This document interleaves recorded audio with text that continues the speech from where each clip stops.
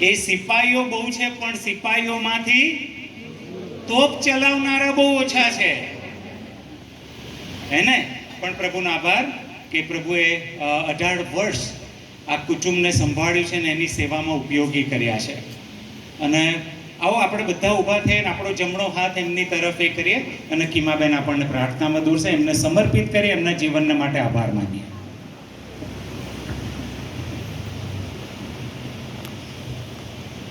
પ્રાર્થના કરીએ.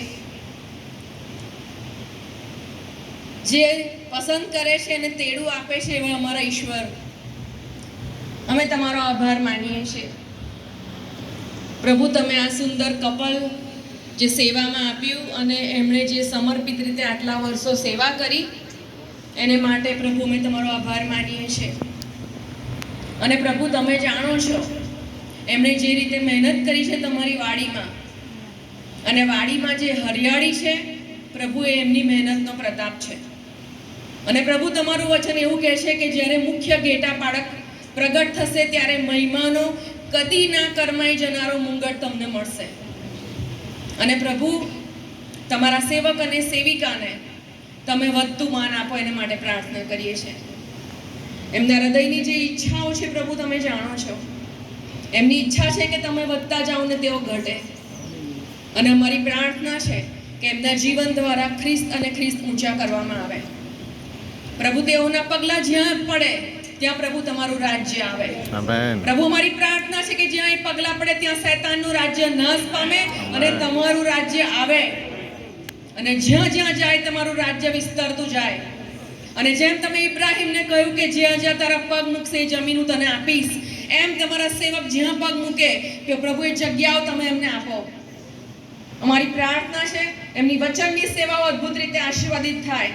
તમારી મંડળીને માટે એવા પ્રકટીકરણો પ્રભુ તમે એમને આપો. અને પ્રભુ, તમારા આત્માથી સિંચવાને માટે તમે એમને કૃપા આપો.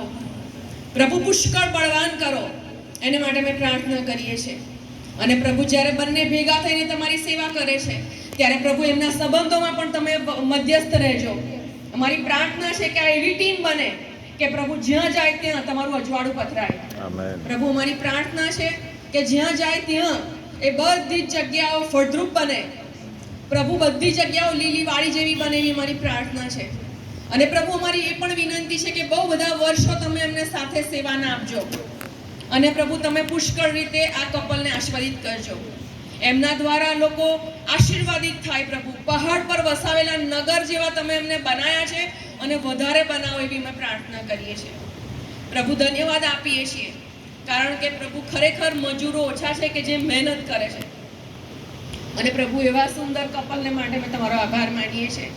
અને પ્રભુ, અમે મંડળી તરીકે તમારા નામમાં એમને આશીર્વાદ આપીએ છીએ કે પ્રભુ એમના દ્વારા પ્રભુ તમે વધતા જાઓ અને પ્રભુ તેઓ ઘટે એવી અમે પ્રાર્થના કરીએ છીએ.